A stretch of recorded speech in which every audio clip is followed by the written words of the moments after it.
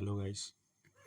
आज science and technology development JPSC mains notes का एक अलग टॉपिक पे डिस्कशन करने जा रहे हैं। वो टॉपिक है आपका use of biotechnology in agriculture. तो ये टॉपिक को पहले हम देख लेते हैं कि सिलेबस में कहाँ पे है, उसके बाद डिस्कशन में थोड़ा मज़ा आएगा। ये है साइंस एंड टेक्नोलॉजी का सिलेबस, ग्रुप ई का है।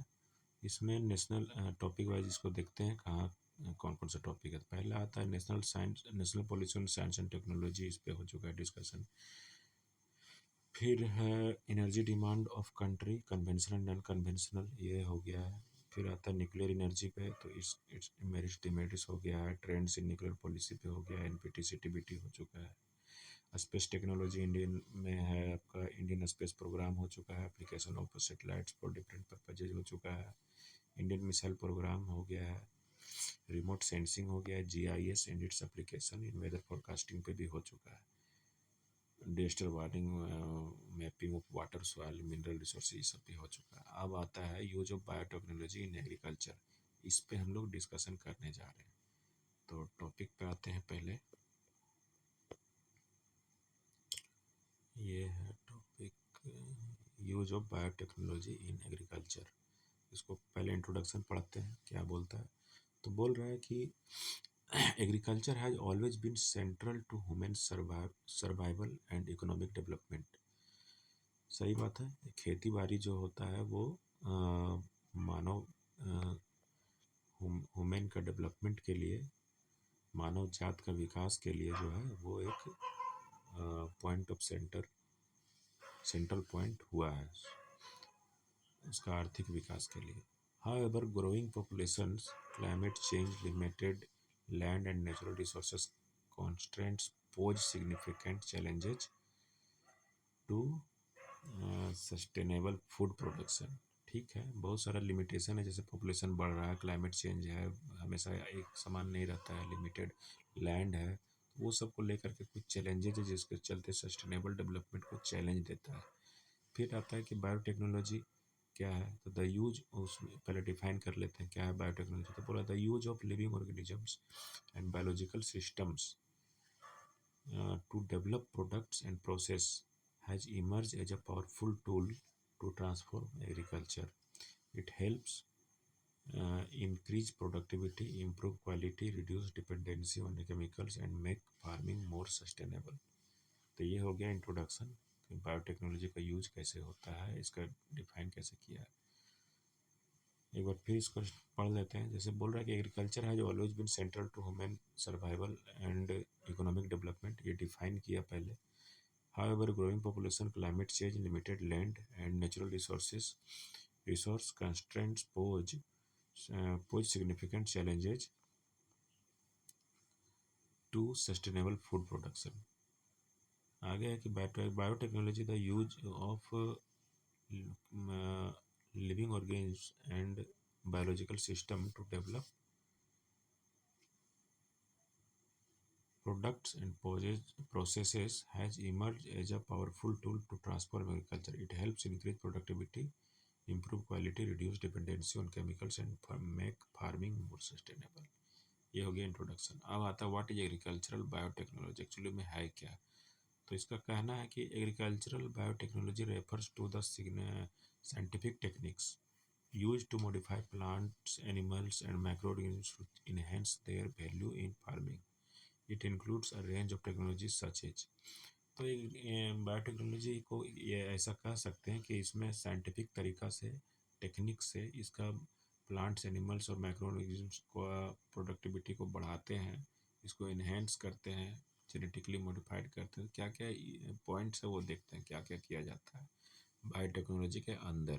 तो पहला है जेनेटिक इंजीनियरिंग, फिर है टिश्यू कल्चर, फिर मार्कर असिस्टेड ब्रीडिंग, फिर है माइक्रोबियल इनोकुलेंट्स, आगे है मोलिकुलर डायग्नोस्टिक्स। इसमें टोटल 2 4 5 पॉइंट है। तो कौन कौन सा है, तो genetic engineering, tissue culture, marker assisted breeding, microbial inoculants and molecular diagnostics. तो इसमें है कि ये सब टेक्निक्स है। तो इसमें है लिखा है कि this techniques enable scientists to introduce desirable traits, improve disease resistance, and adapt crops to adverse conditions.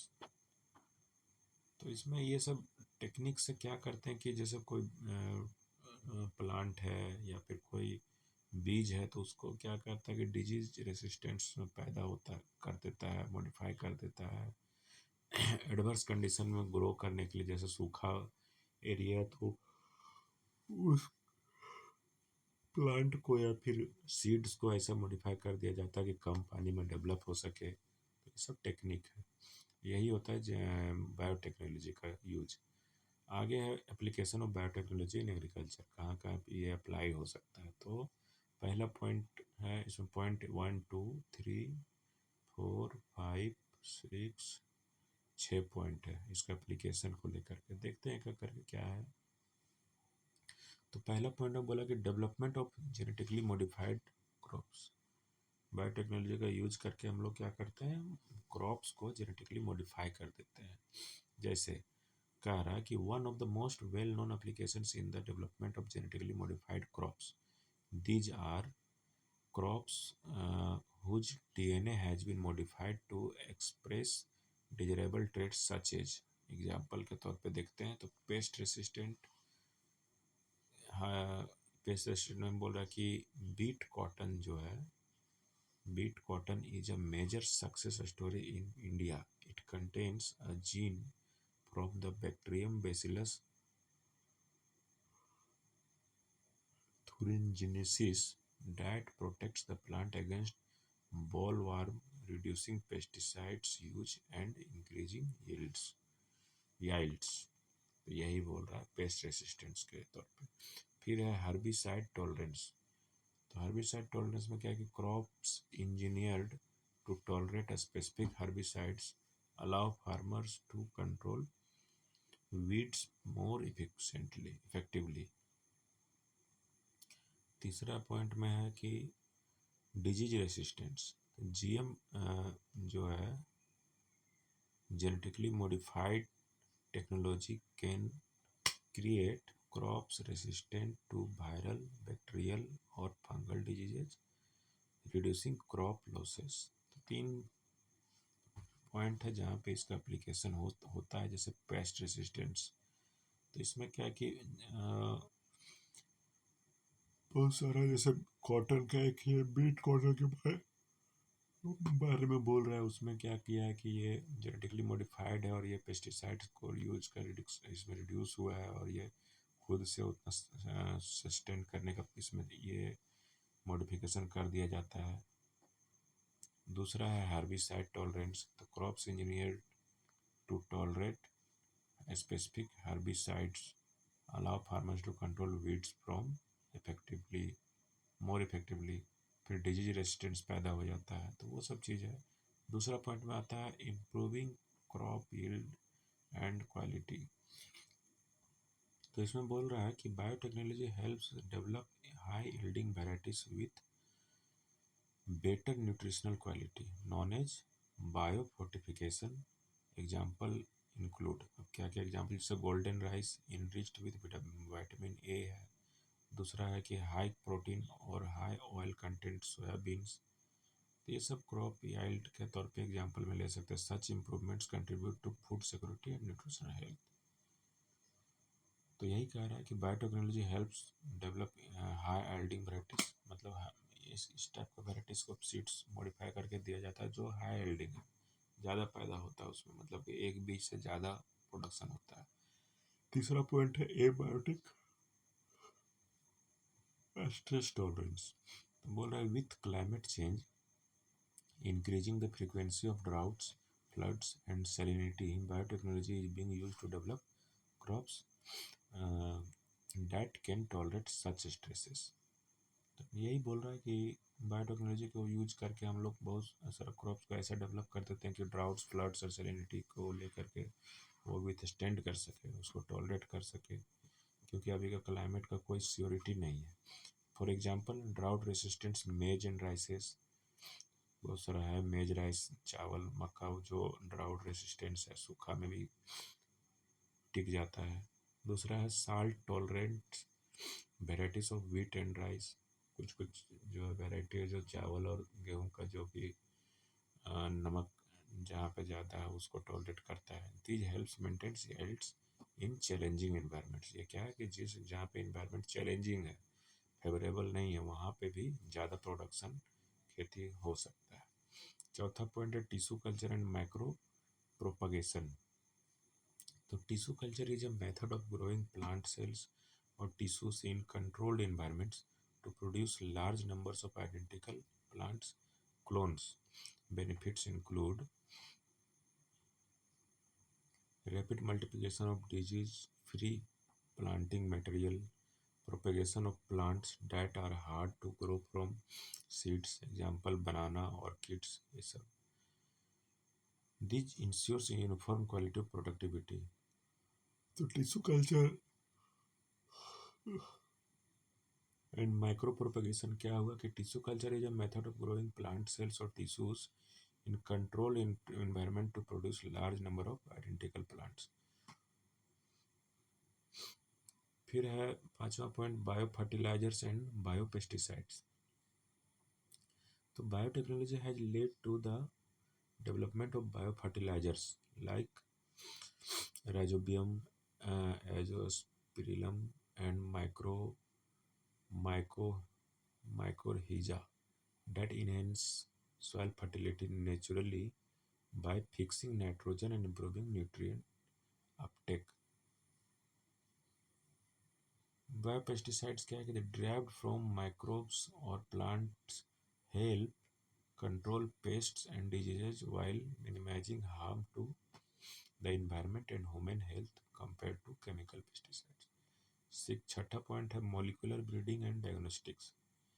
तो marker assisted selections MAS allows breeders to identify plants with desired traits at the DNA level, speeding up traditional breeding programs.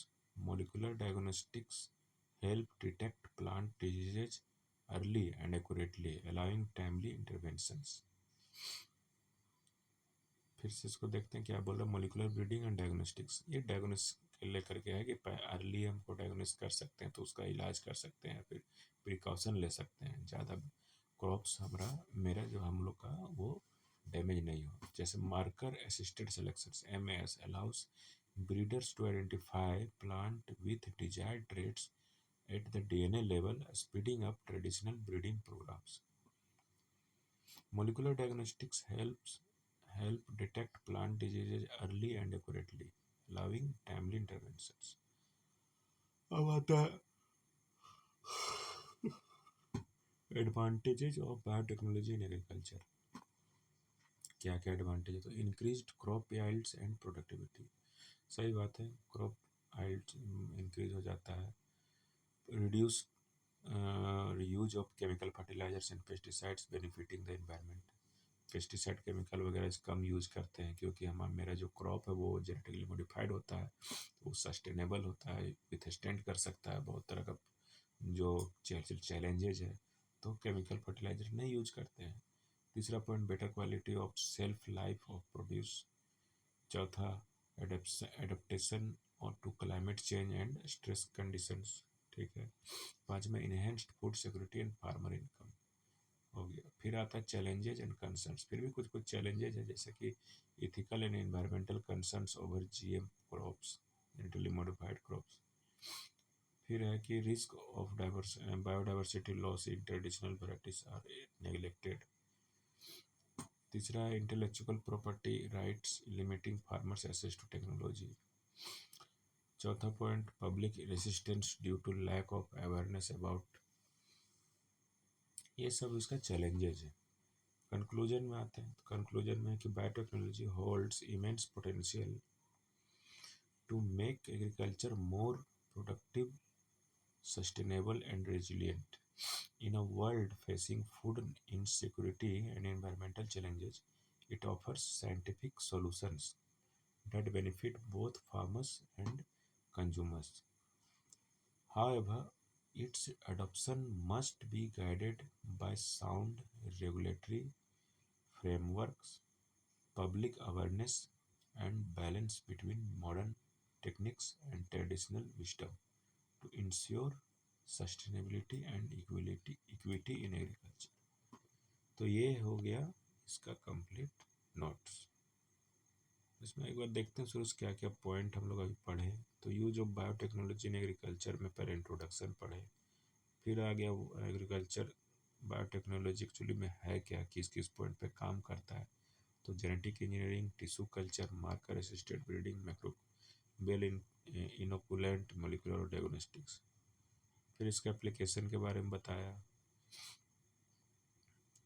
Application में 6 point था, जैसे development of genetically modified crops, GM crops जो है। फिर improving crop yield and quality. तीसरा है abiotic stress tolerance. चौथा है tissue culture and micro propagation. पांचवा bio fertilisers and bio pesticides. छठा मोलिकुलर ब्रीडिंग एंड डायग्नोस्टिक्स। फिर आता है एडवांटेजेस, चैलेंजेज एंड कंक्लूजन।